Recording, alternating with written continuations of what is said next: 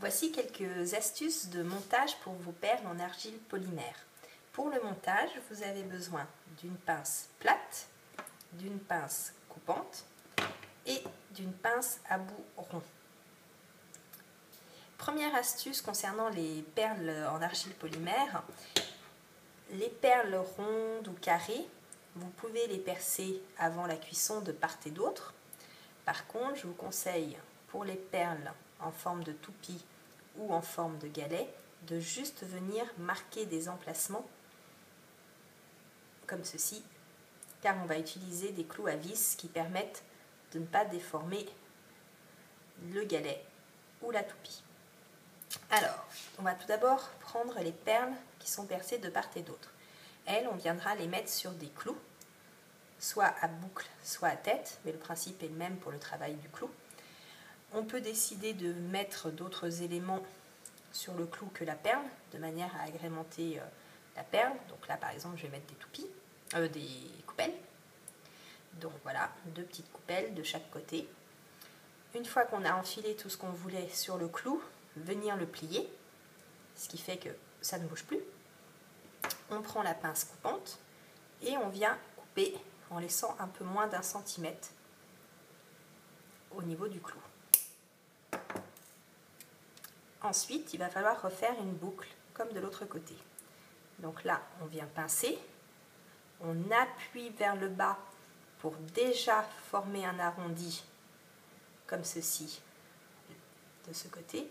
Et ensuite, on reprend, on redresse pour terminer l'arrondi et venir faire l'arrondi de l'autre côté, comme ceci.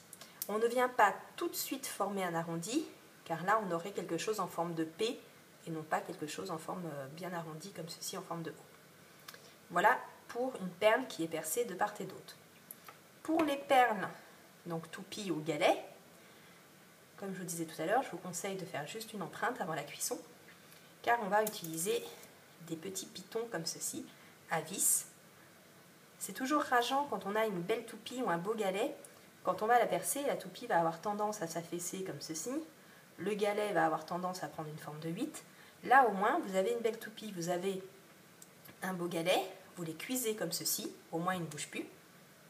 Et après, grâce à ces petits pitons, vous allez pouvoir, en vissant le piton dans l'empreinte que vous avez faite, vous allez quand même pouvoir fixer votre toupie. Et ces petits pitons ont des pointes tellement fines que là aussi, si vous le souhaitez, vous pouvez ajouter des coupelles. On vient faire la même chose de l'autre côté, donc on se met dans l'empreinte qu'on a faite et on vient visser.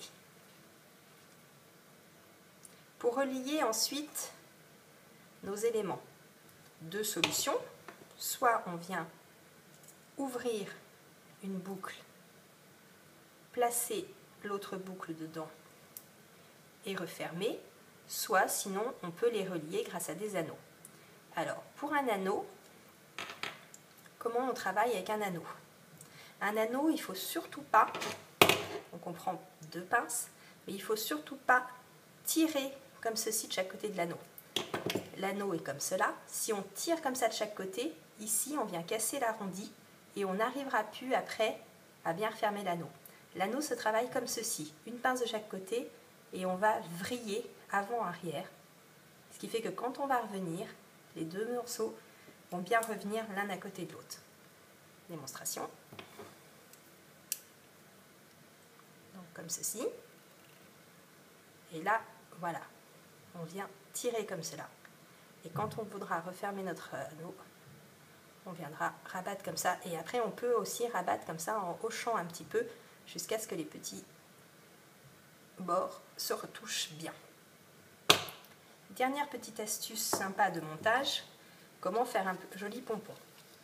On prend de la petite cordelette, comme la cordelette qui peut servir pour les chambala. On vient entourer cette corde sur autant de doigts qui peuvent correspondre à la hauteur du pompon qu'on souhaite. Donc on vient entourer, comme ceci. Une fois qu'on a l'épaisseur souhaitée, on enlève des doigts on va venir prendre un clou ou un morceau de clou qui nous reste. On fait en sorte que tous les fils passent bien sur ce clou. On va prendre la pince à bourron et là, on va venir faire un petit crochet et on va tourner comme ça jusqu'à ce qu'on fasse une belle boucle qui emprisonne bien tous les fils. Ensuite, on va prendre une coupelle profonde, comme ceci, dite également des fois coupelle tête de pompon. On vient la glisser sur l'ensemble. Avec la pince plate, on va venir tirer dessus. Et comme tout à l'heure, ensuite, on va venir comme ceci rabattre et former ici une boucle. Voilà, il ne vous reste plus qu'à assembler, à mettre des boucles, à mettre des clous et assembler tout ça. Bonne création!